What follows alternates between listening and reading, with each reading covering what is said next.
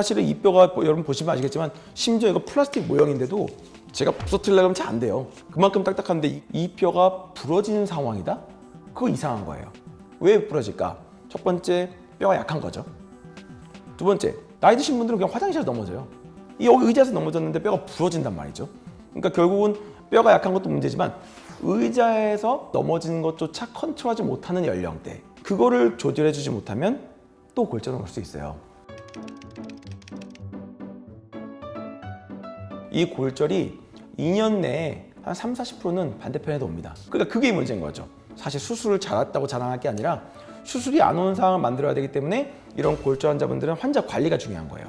그럼 어떤 관리가 이루어지는 게 중요하냐? 뼈가 약하니까 골다공증 약물 치료를 해야겠죠.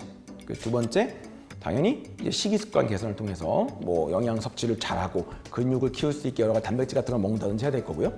뼈를 만드는데 주 재료가 되는 칼슘과 비타민 D가 있잖아요. 그래서 칼슘과 비타민 D를 섭취하는 것도 중요하겠고, 이제 골절 이후 이제 다시 근육을 키우고 하기 위해서 운동하고, 또한 이 골절 잘 치유된 이후에도 합병증이 남잖아요. 그런 다리를 전다든지 그런 것들을 없애기 위해서 재활을 잘하는 것도 중요하겠고, 마지막으로 제일 중요한 건 이거예요.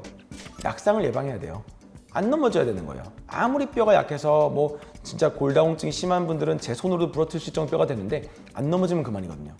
한동안은 골다공증에만 굉장히 관심이 쏠렸어요. 골다공증이 뼈가 약해진 주 원인이니까 뼈를 강화하면 될 것이다. 근데 최근에 10년 요 사이로 근데 환자의 근육 감소도 문제다. 80세 할머니, 막 간신히 지팡이 할머니 할아버지들이 그렇게 노쇠한 거는 되게 당연하다고 생각하잖아. 근데 이제는 그렇지가 않은 거예요.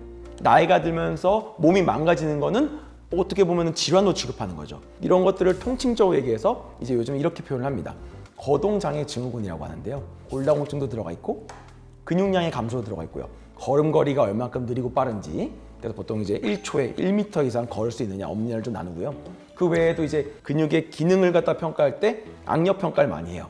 그리고 환자가 이미 낙상해서 부러져 본 경험이 있는지, 이게 굉장히 고위험이거든요. 이런 것들을 종합해서 이 환자는 거동장애 증후군이 있다, 없다를 나눌 수 있게 되고, 그 거동장애군이 있는 분들은 당연히 골절 위험도가 굉장히 높겠죠. 낙상을 예방하기 위한 환경이 굉장히 중요해요. 화장실에서 바닥에 미끄럼 방지 패드를 깔아서 할머니 할아버지들이 소변 보고 나오시다가 확 미끄러지지 않게 해주는 것도 중요하겠고, 또한 기립성 저혈압이라 가지고 확 일어나면 어지럽잖아요. 아이고 확 어지러운데 변기라든지 욕실 주위에 손잡이 같은 걸 설치해 가지고 할머니 할아버지들 그걸 지탱할 수 있는 걸 만들어 준다든지, 또한 이제 어르신들 눈이 안 좋잖아요. 밤에 침침해요. 문지방에 걸린단 말이죠.